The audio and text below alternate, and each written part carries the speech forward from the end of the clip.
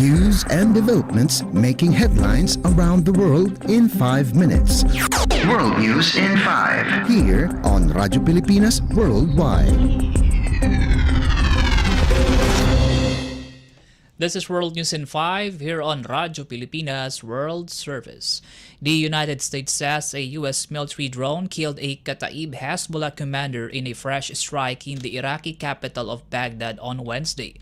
According to the military, the unilateral strike targeted the Iran-backed group commander that it described responsible for directly planning and participating in attacks on U.S. forces in the Middle East. Citing initial reports, it said the strike has caused no collateral damage nor civilian casualties.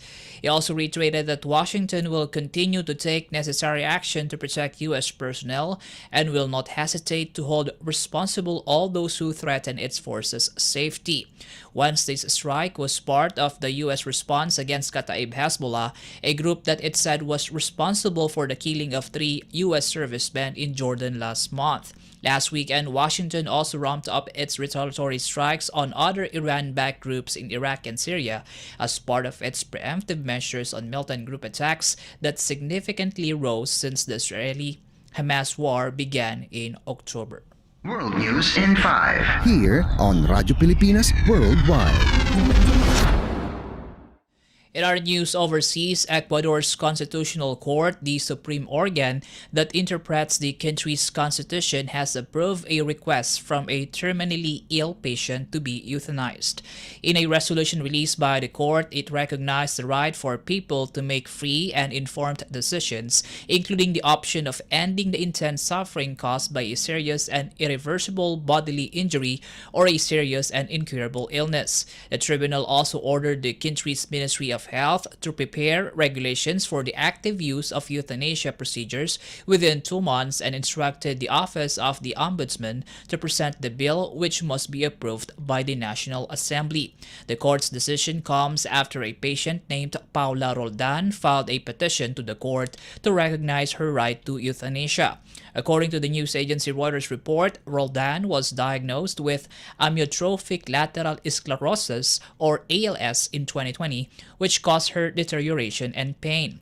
Speaking to reporters, Roldan's lawyers said the ruling is immediately applicable to their client and that she can choose to be euthanized whenever she decides. Ecuador's ruling on the matter follows a similar move made by its neighbor Colombia and fellow South American country Cuba, which also approved the use of euthanasia in certain instances. World News in 5. Here on Radyo Pilipinas Worldwide.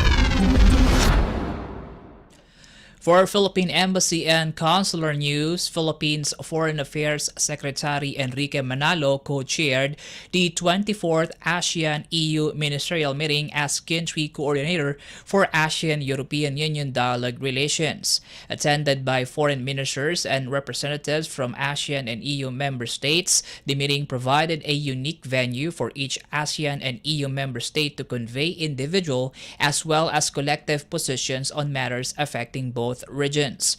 During the meeting, Secretary Manalo thanked the EU for its several initiatives in ASEAN and welcomed in particular projects that seek to enhance the Philippines' maritime domain awareness as they benefit not only the country but effectively the whole ASEAN region. The ministers issued a joint ministerial statement on the 24th ASEAN-EU Ministerial Meeting reflecting shared positions on advancing cooperation in various areas as well as on addressing regional and international issues of common concern such as the situation in Myanmar, developments in the Middle East, and the South China Sea.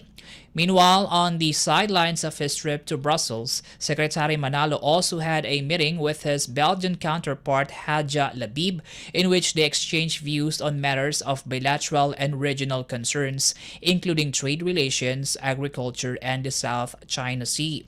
According to the Philippines Department of Foreign Affairs, both officials look forward to the upcoming political consultations between the two countries that will be held in Manila in June 2024. Secretary Manalo's meeting with the Belgian top diplomat was their first since they signed the Joint Plan of Action or JPOA between the two countries at the sidelines of the Munich Security Conference in February 2023. The JPOA paves the way for a stronger bilateral cooperation and reaffirms both countries' mutual commitment to cooperate on regional and global issues of mutual concern. World News in 5. Here on Radyo Pilipinas Worldwide. You just heard World News in 5 here on Radyo Pilipinas World Service. This is Peñano. Good day. World News in 5. News and developments making headlines around the world in 5 minutes. World News in 5. Here on Radyo Pilipinas Worldwide.